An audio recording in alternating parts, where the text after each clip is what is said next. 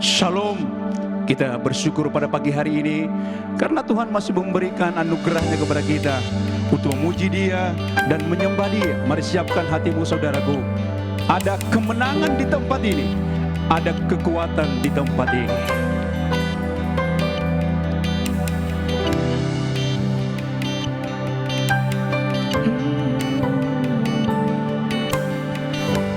Ku menyembah dalam kudus hadirat-Mu, hampiri tata kasih karunia-Mu Bapa.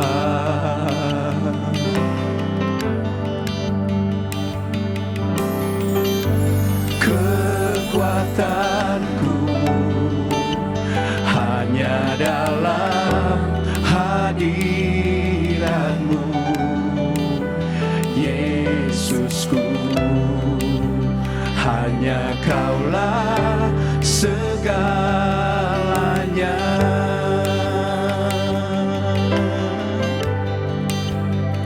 Ku yakin Kau hadir di sini, ku rasakan kuasa yang tak terbatas. Ku yakin Kau nyata di sini, kemenangan terjadi di sini.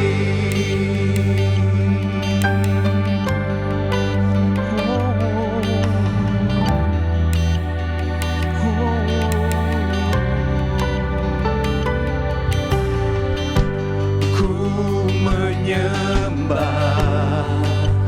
dalam kudus hadirat-Mu,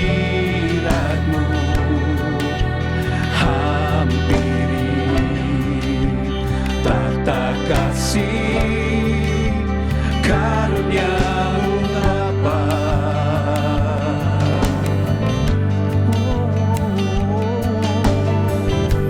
Kekuatanku hanya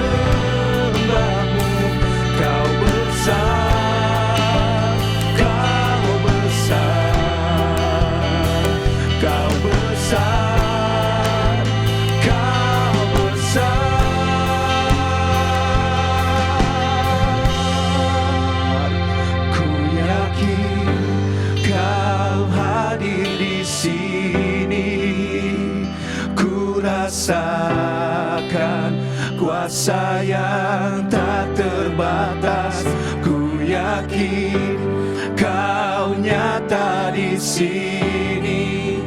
Kemenangan terjadi di sini, kesembuhan terjadi di sini, kelepasan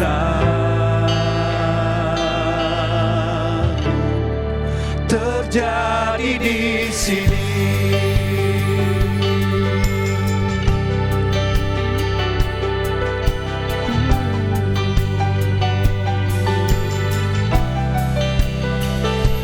Ku tinggikan Engkau, Raja yang duduk di atas tahta.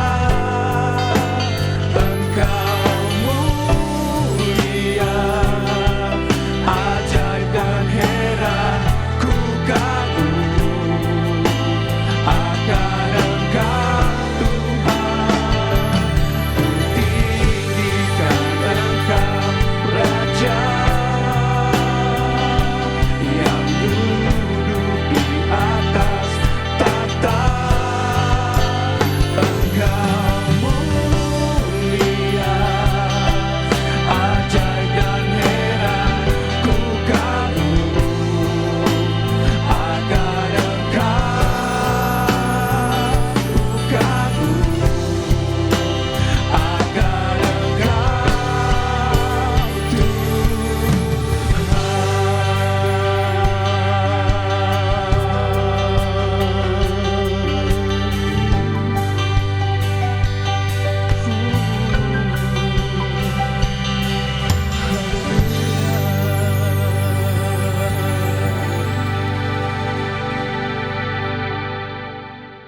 Mari kita bersama-sama bersyukur pada pagi hari ini, karena Dia Tuhan yang layak disembah.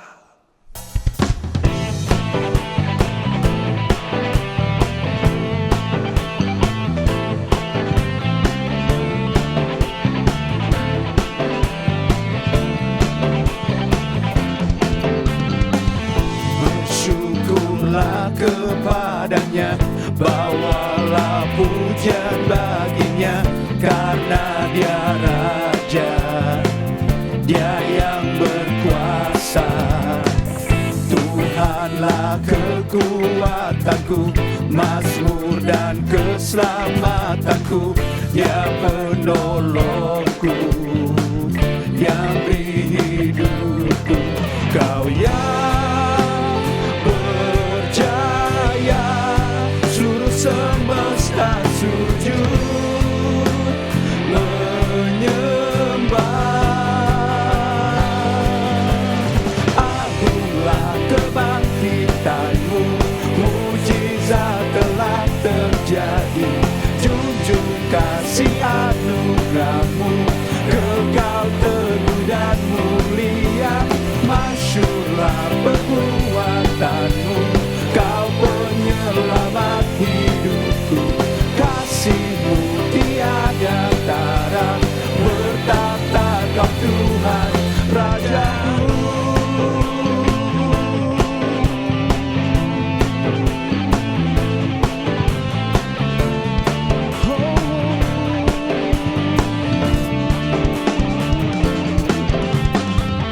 Bersyukurlah kepadanya, bawalah pujian baginya, karena Dia Raja, Dia yang berkuasa. Tuhanlah kekuatanku, mazmur dan keselamatanku, Dia penolongku, yang beri hidupku. Kau yang berjaya, seluruh semesta sujud menyembah. Agunglah kebangkitanmu, mujizat telah terjadi. Junjung kasih anugerahmu, kekal teguh dan mulia. Masyurlah perbuatanmu, Kau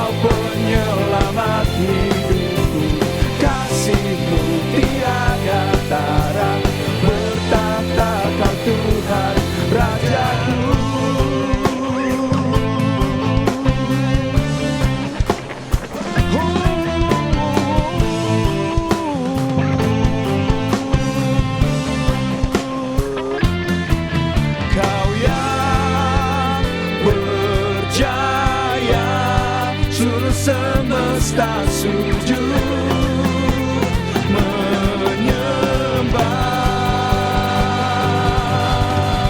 Agunglah kebangkitanmu, mukjizat telah terjadi.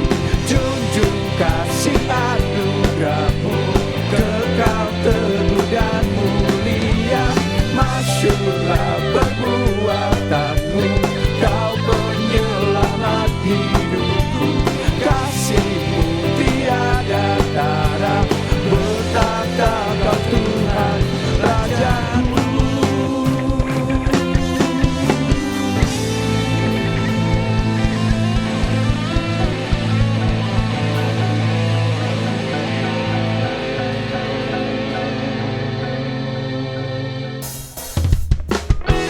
Tuhan adalah sumber kekuatan dan kemenangan bagi setiap kita.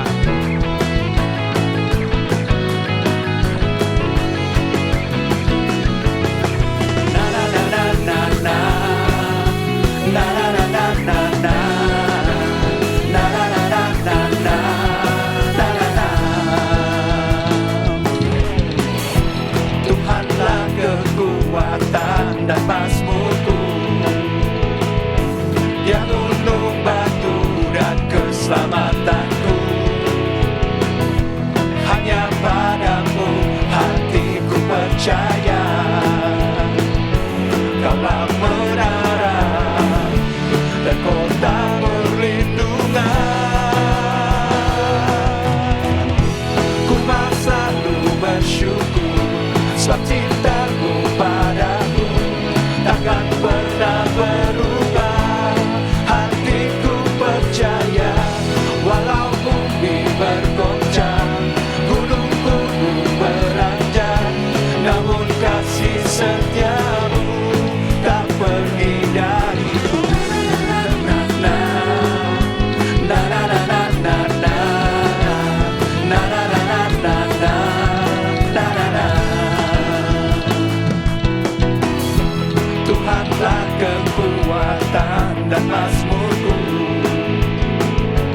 Dia gunung batu dan keselamatanku. Hanya padamu hatiku percaya, Kaulah menara dan kota perlindungan. Ku mau selalu bersyukur, sebab cintamu padaku takkan pernah berubah. Hatiku percaya, walau bumi bergoncang, gunung-gunung beranjak, namun kasih setiamu tak pergi dariku. Ku mau selalu bersyukur, sebab cintamu padaku takkan pernah berubah. Hatiku percaya, walau bumi bergoncang, gunung-gunung beranjak, namun kasih setiamu tak pergi dariku. Kasih setiamu tak pergi dariku. Haleluya! Tuhan yang selalu memberikan kekuatan dan yang senantiasa memberikan kemenangan bagi kita. Yesus, Engkau sungguh baik dan nama-Mu indah senantiasa bagi kami.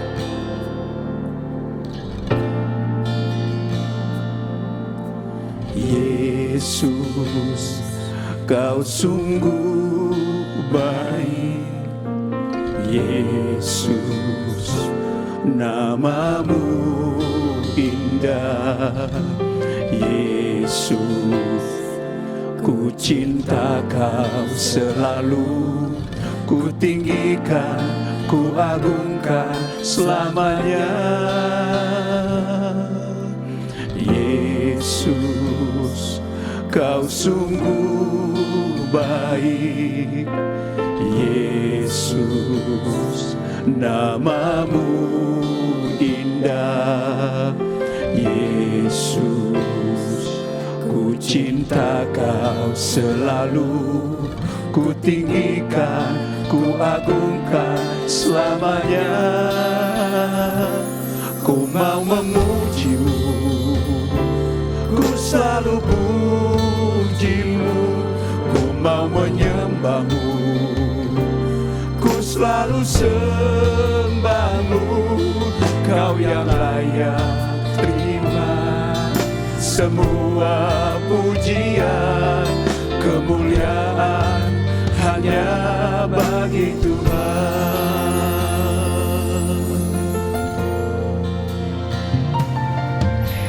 Yesus, Kau sungguh baik. Yesus, nama-Mu indah. Yesus, ku cinta Kau selalu, ku tinggikan, ku agungkan selamanya. Ku mau memuji-Mu, ku selalu puji-Mu, ku mau menyembah-Mu, ku selalu sembah-Mu. Kau yang layak terima semua pujian, kemuliaan hanya bagi Tuhan. Semua kemuliaan dan keagungan tertuju padamu, Tuhan dan Rajaku. Senang jiwa dan nafasku menyembah Yesus yang hidup. Semua kemuliaan dan keagungan tertuju padamu, Tuhan dan Rajaku. Senang jiwa dan nafasku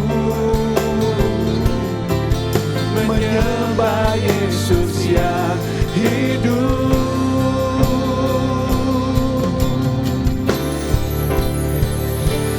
Ku mau memuji-Mu, ku selalu puji-Mu, ku mau menyembah-Mu, ku selalu sembah-Mu. Kau yang layak terima semua pujian, kemuliaan hanya bagi Tuhan. Ku mau memuji-Mu, ku selalu puji-Mu, ku mau menyembah-Mu, ku selalu sembah-Mu. Kau yang layak terima semua pujian, kemuliaan hanya bagi Tuhan. Kau yang layak terima semua pujian, kemuliaan hanya bagi Tuhan.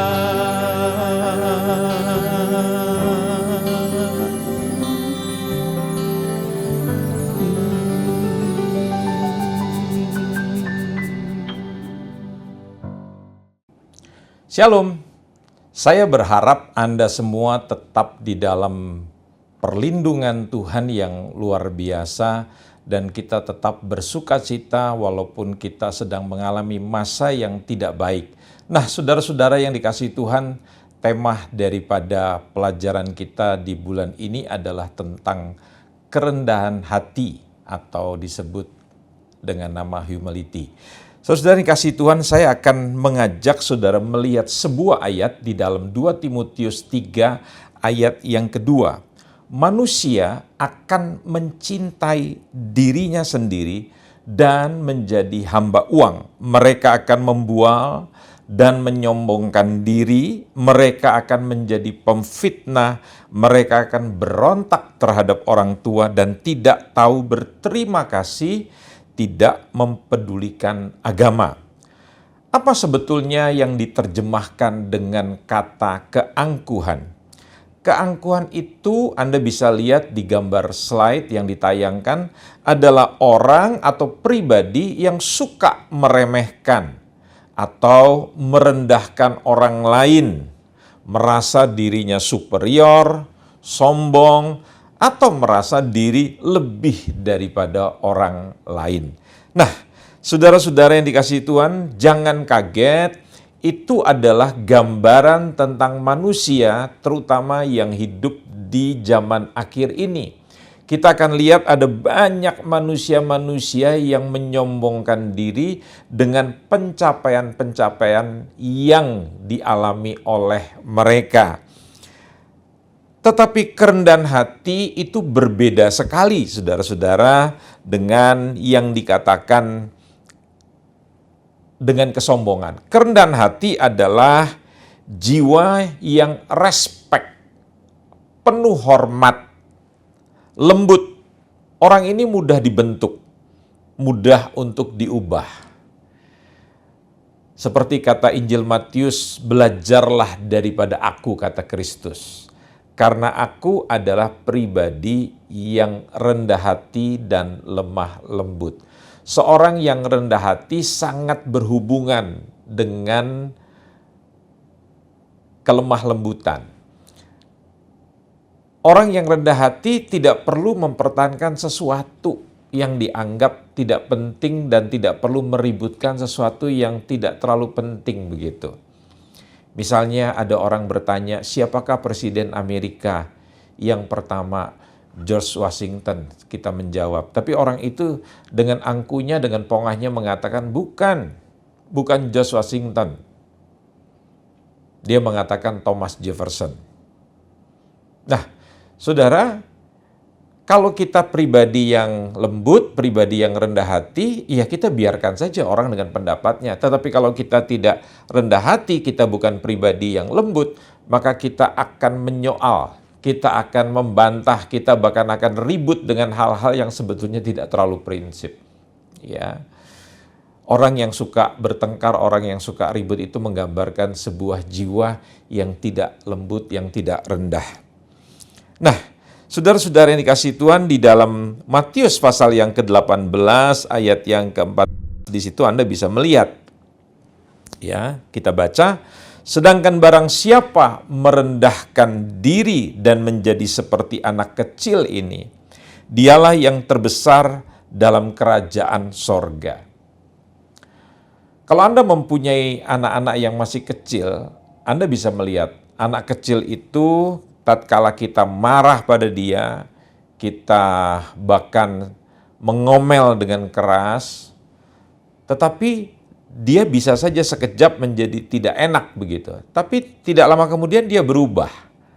Dia cepat akrab dengan kita. Dia sudah tidak lagi menyoal persoalan yang tadi, bahkan dia melupakan. Itu sifat anak kecil. Tetapi tidak mudah bagi orang dewasa. Kejadian-kejadian yang baru terjadi 1 jam yang lalu, 1 hari yang lalu, beberapa hari yang lalu, tetap diingat dan tetap diungkap, tetap dipersoalkan. Artinya apa? Kita tidak menjadi pribadi yang rendah hati. Itu sebabnya kita gampang sekali konflik. Nah, orang yang gampang konflik pasti dia akan mengalami permasalahan. Nah, kita lihat di dalam slide selanjutnya, saudara-saudara, kita akan melihat karakteristik dari keangkuhan secara sekuler. Ya. Pengertian orang yang disebut sombong, orang yang disebut angkuh secara prinsip-prinsip dunia. Yang pertama, tidak pernah mengakui kelemahan. Saya pernah berhadapan dengan seorang polisi yang menilang saya pada waktu itu karena saya punya plat nomor jatuh dan saya bilang, Pak, ini di luar kekuasaan saya. Setiap manusia punya kelemahan, sama seperti Bapak juga punya kelemahan. Tiba-tiba dengan meledak dia marah, dia mengatakan, jangan bilang saya punya kekurangan, saya manusia yang tidak punya kekurangan. Nah, ini adalah orang yang tidak mengakui kelemahannya alias dia sombong sebetulnya. Orang yang sombong juga cirinya adalah mempertahankan hak-haknya.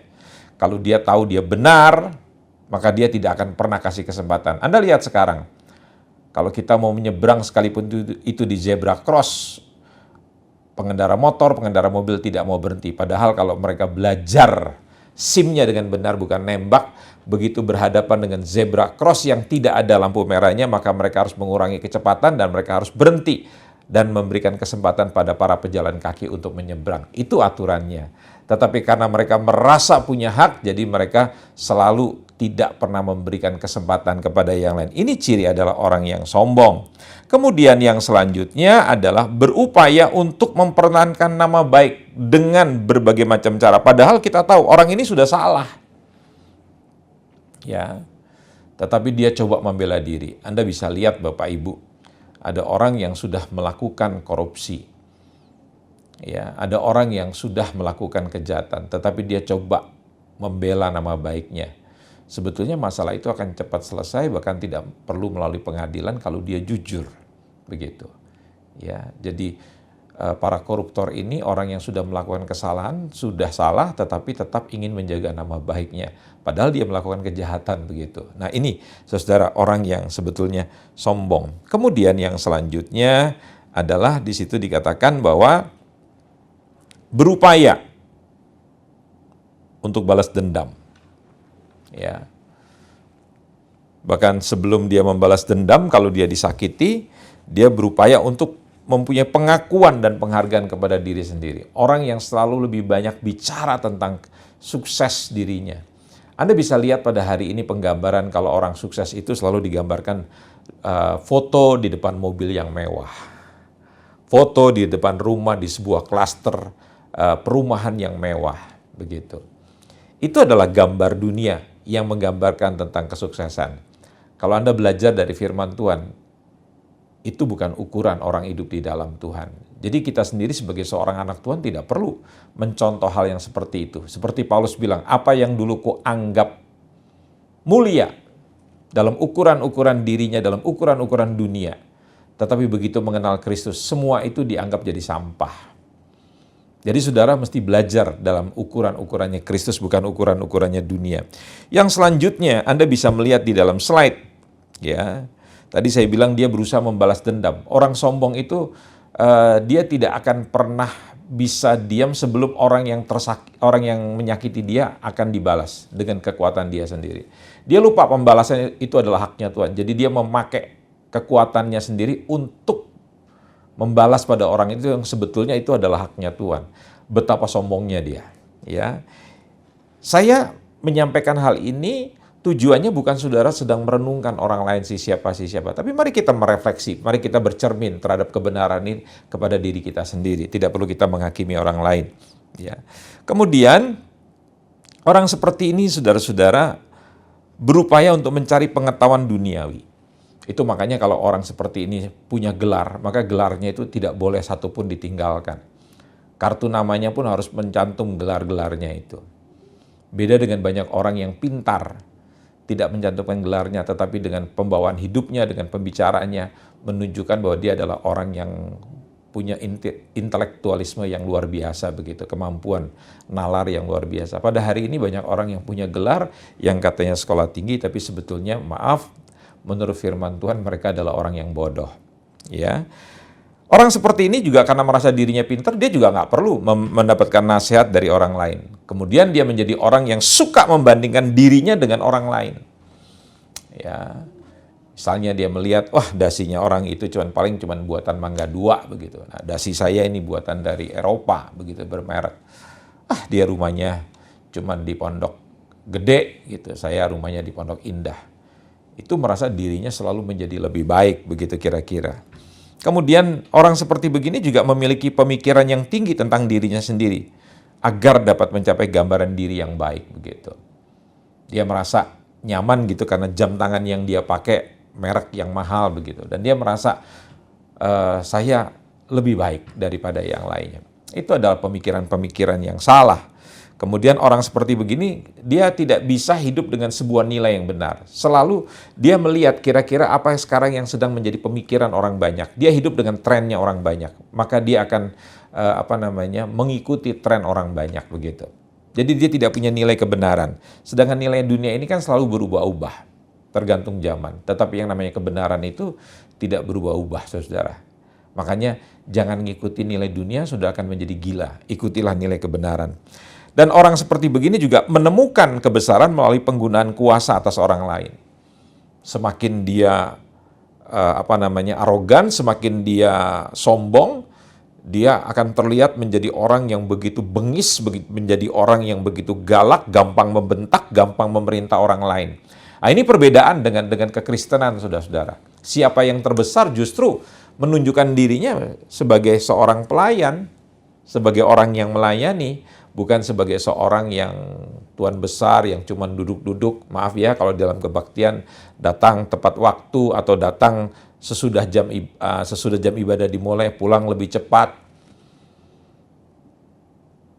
Tapi dia berpikir inilah seorang penguasa, seorang yang hebat itu seperti begitu. Dan karakteristik orang angkuh ini adalah, saudara tahu, ya, orang seperti ini dia memandang kalau kita terlalu rendah hati, kita terlalu sabar, itu justru bukan tanda kekuatan, itu dianggap sebagai sebuah kelemahan begitu. Nanti kita akan diinjek-injek. Nah, saudara yang dikasihi Tuhan, coba kita sekarang bandingkan kerendahan hati menurut versinya firman Tuhan. Saya akan ajak saudara melihat di dalam hal yang pertama, kalau tadi dikatakan bahwa menurut dunia jangan pernah mengakui kelemahan. Justru di dalam 2 Korintus 12 ayat yang ke-10, di situ dikatakan, karena itu aku senang dan rela di dalam kelemahan, di dalam siksaan, di dalam kesukaran, di dalam penganiayaan, dan kesesakan oleh karena Kristus, sebab jika aku lemah, maka aku kuat. Orang yang hidup di dalam Tuhan, kelemahan itu tidak perlu ditutupi, justru diakui. Oke lah, saudara coba ingin melihat alis saudara tidak baik begitu, ya lantas saudara coba gambar dengan pensil alis. Lantas rambut saudara yang tidak begitu banyak, saudara coba bikin keriting, agak dibikin bagaimana supaya kelihatan berombak banyak begitu. Oke lah. Kemudian saudara coba mencat tubuh kulit saudara seperti yang dilakukan oleh almarhum Michael Jackson. Oke. Mungkin saudara-saudara yang pendek bisa menaikkan tinggi saudara dengan menggunakan hak sepatu yang tinggi. Oke. Apalagi? Saudara mungkin bisa merubah penampilan saudara. Muka saudara dioperasi, hidung saudara yang tadinya minimalis sekarang bisa menjadi mancung begitu. Oke. Semua itu tidak dilarang. Tetapi kalau saudara melakukan itu semua untuk menutupi semua kekurangan saudara, itu justru menandakan bahwa saudara adalah orang yang tidak bisa menerima keadaan diri saudara. Dan saudara adalah menjadi orang yang selalu konflik, bukan saja dengan orang lain, tetapi dengan diri sendiri. Saudara belum selesai dengan diri sendiri. Artinya saudara bukan orang yang rendah hati.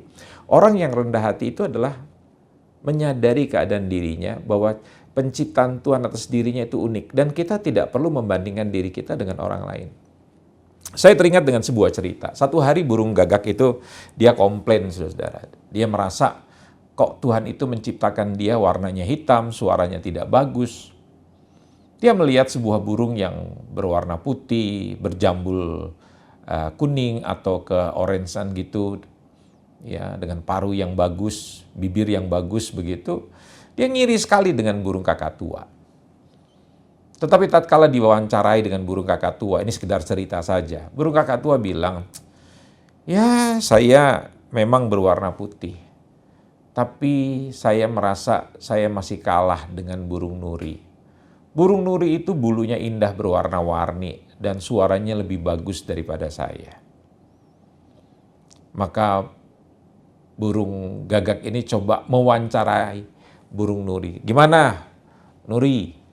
Apa benar yang dikatakan oleh burung kakatua bahwa kamu ini berbahagia karena bulumu begitu bagus, indah, dan suaramu begitu indah? Tetapi ternyata burung nuri ini tidak tertawa, dia tidak gembira, dia berkata, saya juga susah, katanya begitu.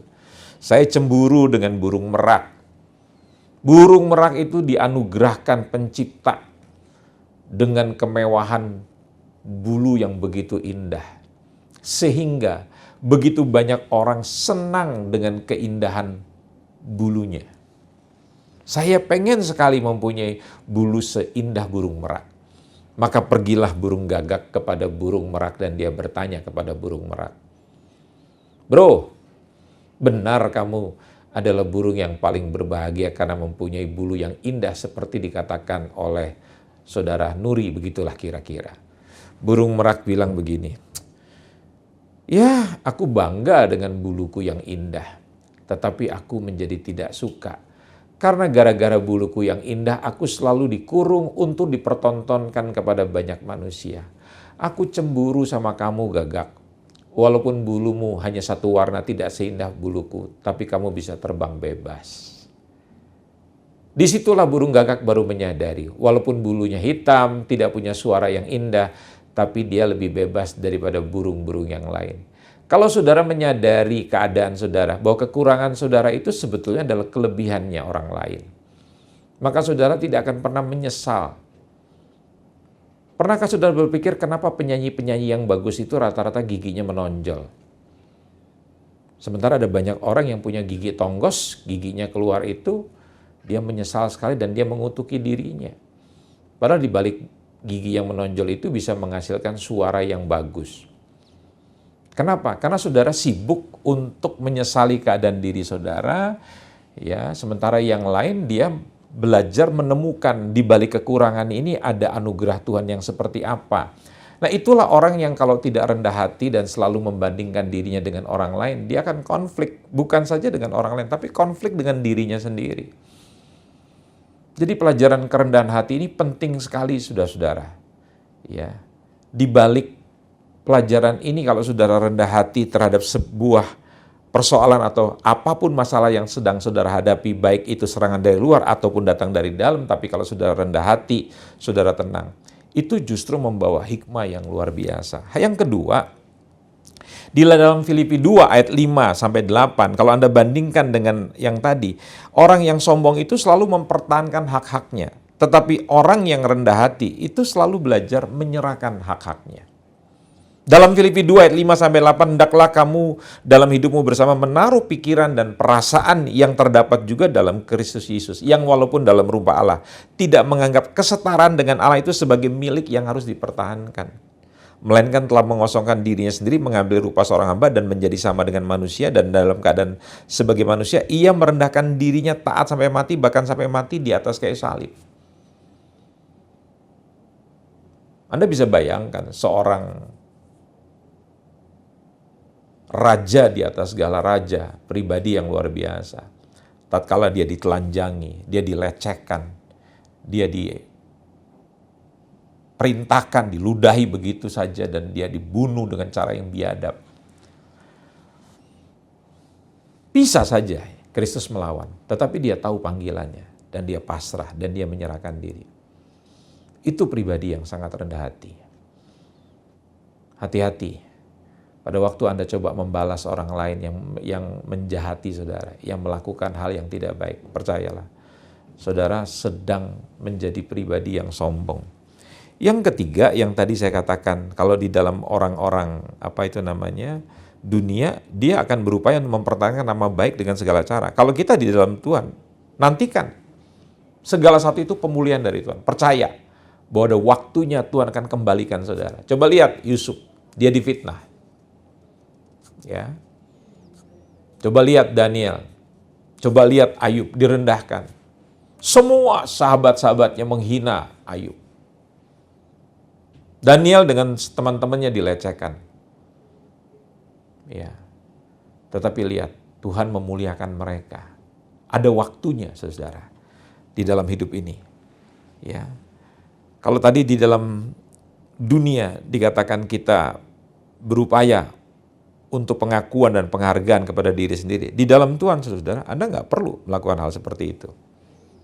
Ya. Pujian yang resmi itu selalu datang daripada orang lain. Biarlah orang lain memuji engkau dan bukan mulutmu. Orang yang tidak kau kenal dan bukan bibirmu sendiri. Ini Amsal 27 ayat yang kedua. Ya. Saya mau katakan kepada saudara, belajarlah. Kalau melakukan segala sesuatu, nggak perlu dapat pujian. Kalau apa yang Anda lakukan, orang lain tidak lihat, Tuhan lihat loh saudara. Maka dia bisa membalas berlipat kali ganda. Tapi kalau Anda melakukan sesuatu ingin dilihat oleh orang lain, Anda sudah mendapat upahnya, saudara-saudara. Tapi kalau Anda melakukan segala sesuatu dan orang tidak melihat, dan saudara tidak mengharapkan pamrih atau terima kasih dari mereka, percayalah, Tuhan akan selalu menghitung kebaikan saudara. Orang yang rendah hati tidak perlu melakukan segala sesuatu mendapatkan pujian dari orang lain. Orang yang rendah hati bukan pribadi yang gila hormat. Begitu. Orang yang gila hormat itu nanti akhirnya jadi gila beneran. Stres dengan dirinya begitu. Orang dunia yang merasa dirinya arogan, sombong, dia nggak perlu dapat nasihat orang lain. Tetapi dengarkan Amsal 12 ayat 15. Jalan orang bodoh lurus dalam anggapannya sendiri. Tetapi siapa mendengar nasihat, ia bijak. Orang yang pintar menurut Amsal mempunyai banyak penasehat. Orang yang rendah hati belajar dengarkan nasihat.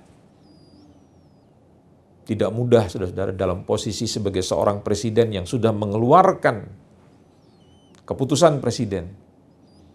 Tiba-tiba karena mendengarkan banyak masukan dan kritik, tiba-tiba keputusan itu dicabut hanya dalam jangka waktu 1 hari. Itulah presiden kita.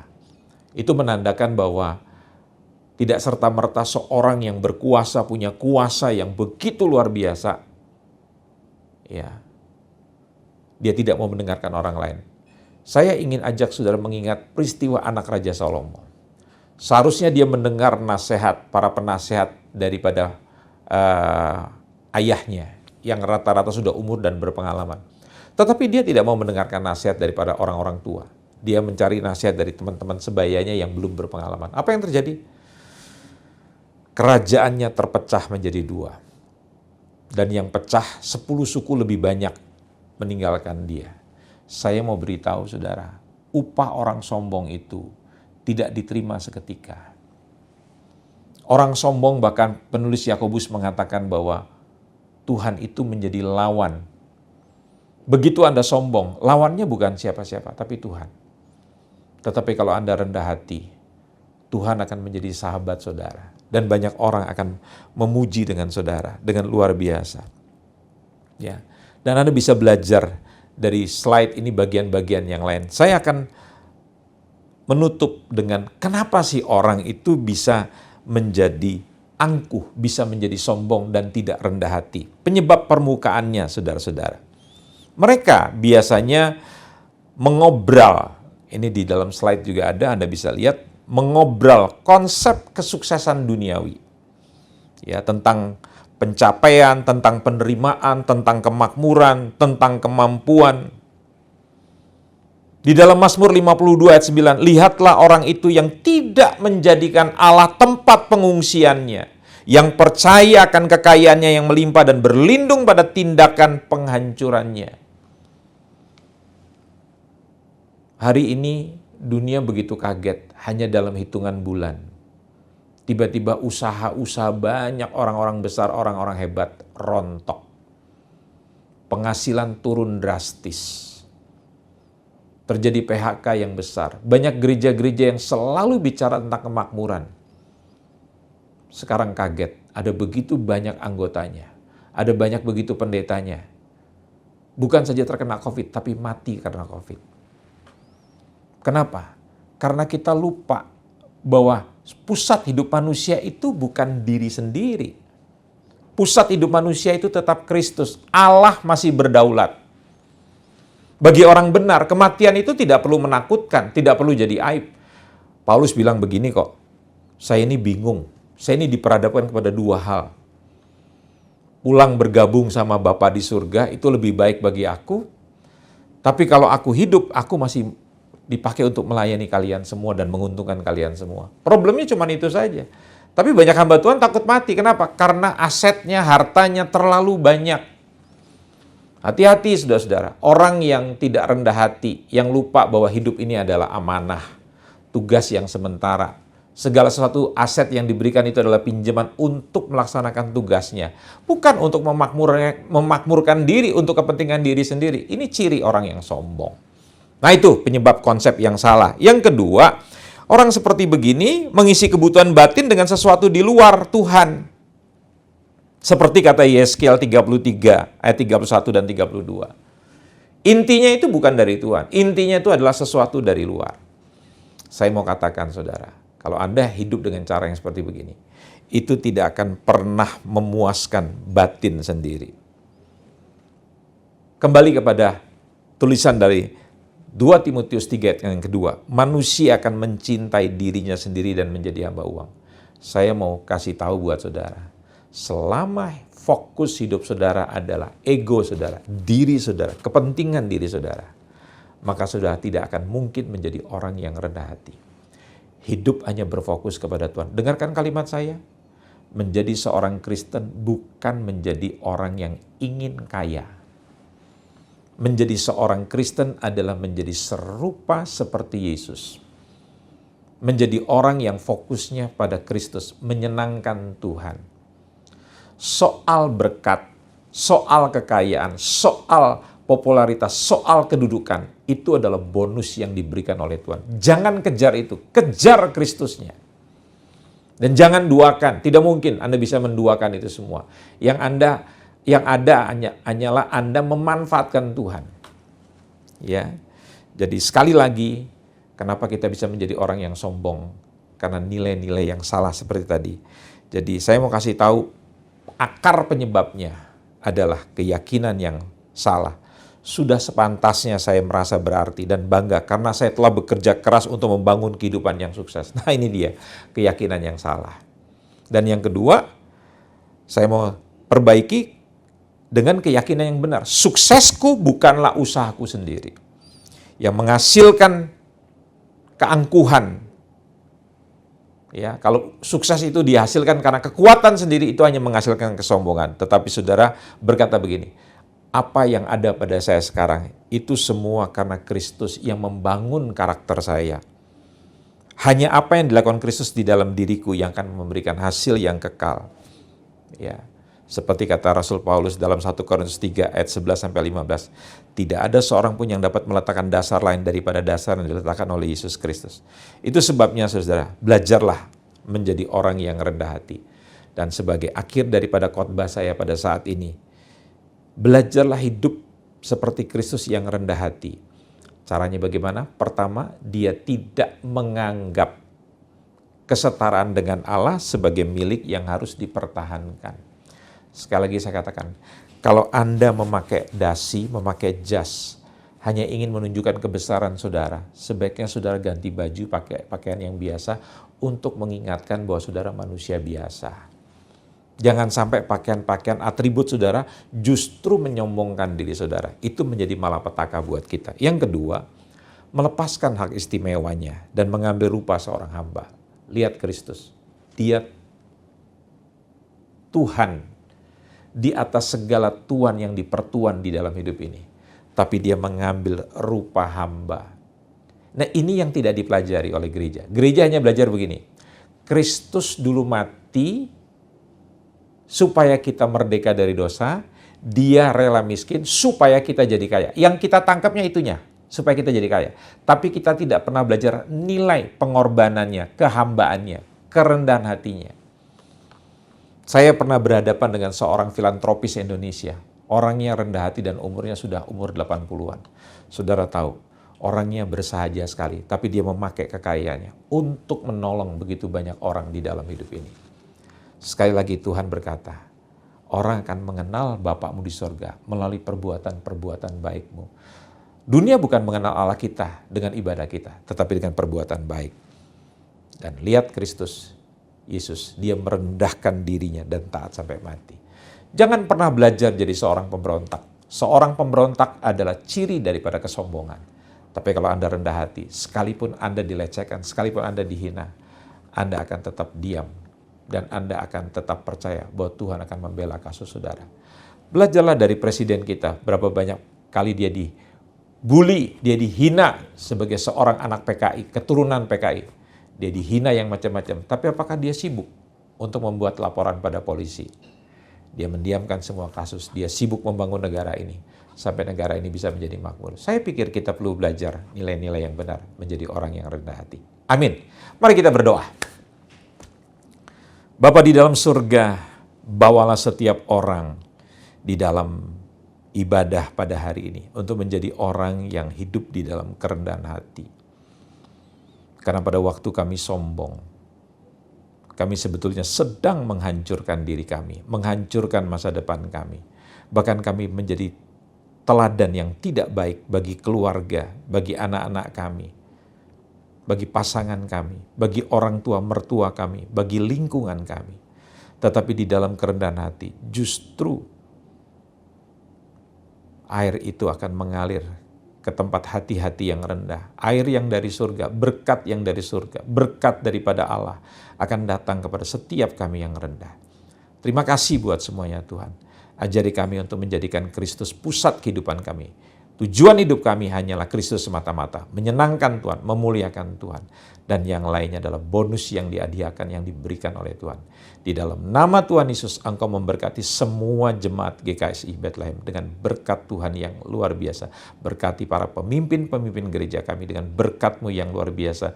Dan Engkau melindungi kami senantiasa daripada mara bahaya. Di dalam nama Tuhan Yesus kami berdoa. Amin. Tuhan memberkati kita sekalian.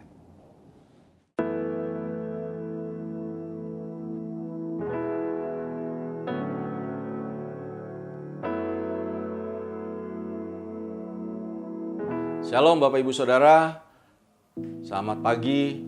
Kami dari GKSI Bethlehem tidak ada henti-hentinya selalu mendoakan bagi Bapak Ibu Saudara untuk kesejahteraan, kesehatan, dan bahkan juga kesembuhan bagi Bapak Ibu Saudara. Mari Bapak Ibu Saudara, kita satu dalam doa. Kami menghampiri tata kasih karunia-Mu Tuhan pada saat pagi menjelang siang ini Tuhan. Kami bersyukur atas apa yang Kau telah kerjakan di dalam setiap kehidupan kami Bapa. Pada saat ini Tuhan, kami hamba-Mu Tuhan mendukung, bahkan juga kami berdoa Tuhan supaya ada kerukunan di dalam rumah tangga mereka Tuhan. Dalam hubungan suami istri Tuhan semakin dipulihkan Tuhan. Dan bahkan juga anak-anaknya mereka Tuhan boleh menjadi anak-anak yang takut akan Tuhan. Dan mereka boleh saling mengasihi Bapa. Terima kasih Tuhan, biarlah keluarga jemaat-Mu Tuhan dimanapun mereka berada Tuhan. Perlindungan-Mu nyata di dalam setiap kehidupan mereka Bapa. Bahkan juga Tuhan kami berdoa untuk anak-anak-Mu Tuhan, ya mereka yang telah mengambil keputusan Tuhan, mengambil Tuhan jurusan di dalam pendidikan mereka Tuhan. Biarlah mereka juga Tuhan boleh bertanggung jawab di dalam apa yang mereka telah pilih di dalam studi mereka Bapa. Dalam nama Yesus Tuhan. Terima kasih Bapa, pada saat ini juga kami berdoa Tuhan untuk pekerjaan anak-anak-Mu Tuhan, bisnis anak-anak-Mu Tuhan dimanapun mereka berada Tuhan. Biarlah Engkau memberikan kelancaran di dalam pekerjaan, di dalam bisnis mereka Tuhan. Dalam nama Yesus Tuhan. Yesus, terima kasih Bapa. Kami berdoa juga Tuhan untuk yang ada di Singapura ataupun juga di tempat-tempat yang lain Tuhan. Tuhan yang memberkati mereka Tuhan. Dalam nama Yesus Tuhan. Bapak terima kasih Tuhan, kami berdoa juga Bapak untuk Tuhan usaha pekerjaan anak-anak-Mu juga Tuhan. Di dalam menyewakan ruko, dalam menjual ruko Tuhan. Biarlah para customer ataupun juga para pelanggan mereka boleh komitmen di dalam pembayaran sewa rukonya Bapak. Dalam nama Yesus Bapak, terima kasih Tuhan. Dan bahkan juga ruko yang ada di Ciputra atau townhouse yang ada di Karawaci Tuhan, kami serahkan ke dalam tangan kasih-Mu. Dan biarlah segera ruko dan townhouse ini boleh segera laku Tuhan. Kau kirim Tuhan para pembeli Tuhan. Dalam nama Yesus Bapak, terima kasih Tuhan. Bapak kami berdoa untuk keuangan tiap-tiap jemaat-Mu Tuhan. Engkau yang mencukupi segala keluarga Tuhan yang mengalami kesulitan di dalam keuangan Bapak. Bahkan juga Engkau pulihkan mereka Tuhan, sehingga keuangan mereka boleh meningkat Tuhan. Engkau yang memberkati setiap kehidupan mereka. Dalam nama Yesus. Dalam usaha dagang mereka, di dalam pekerjaan mereka, Tuhan lancarkan mereka Tuhan. Keuangan mereka Bapa. Dalam nama Yesus. Bapak terima kasih Tuhan Yesus, rencana pembelian rumah Tuhan, oh Engkau yang memberkati Tuhan, Engkau yang mencukupkan dana di dalam setiap jemaat-Mu Tuhan, yang rindu untuk mendapatkan sebuah rumah Tuhan, dalam nama Yesus Tuhan. Terima kasih Bapak, bahkan kami juga berdoa untuk kesehatan setiap jemaat-Mu yang ada Tuhan. Tuhan Engkau yang memberkati mereka, biarlah kesehatan mereka pulih Tuhan, biarlah sakit penyakit yang mereka alami Tuhan pada saat ini Tuhan, Tuhan yang menyembuhkan Bapak, dalam nama Yesus Bapak. Kami berdoa juga Tuhan untuk jemaat-Mu yang terinfeksi COVID-19 Tuhan, mari Bapak Engkau sembuhkan Tuhan, dalam nama Yesus. Mujizat terjadi Tuhan, sehingga jemaat-Mu ini Bapak segera pulih, segera sembuh Tuhan. Bapak kami berdoa juga Tuhan untuk Bapak sakit tangan kanan, tulang belikat mereka Tuhan. Tuhan yang memberkati Bapak, dalam nama Yesus. Sembuhkan, pulihkan Tuhan, dalam nama Yesus. Bahkan juga Bapak kami berdoa Tuhan untuk alergi, untuk darah kental Bapak, Tuhan yang menjamah setiap kehidupan mereka Tuhan. Bahkan juga kami berdoa juga untuk permasalahan ginjalnya Tuhan. Tuhan diabetes Tuhan. Mari Bapak Engkau jamah Tuhan. Engkau yang memberikan Bapak, oh Tuhan, organ tubuh yang baru Bapak. Dalam nama Yesus Tuhan Yesus. Terima kasih Bapak, terima kasih Yesus Tuhan. Engkau yang menjamah setiap jemaat-Mu yang ada. Engkau yang menjamah Tuhan, sehingga kesembuhan itu boleh terjadi, sehingga mujizat itu terjadi di dalam setiap kehidupan mereka. Mereka boleh dipulihkan Tuhan dengan kekuatan yang daripada Engkau Tuhan. Terima kasih Tuhan, pada saat ini juga Bapak kami berdoa untuk bangsa dan negara Indonesia Tuhan.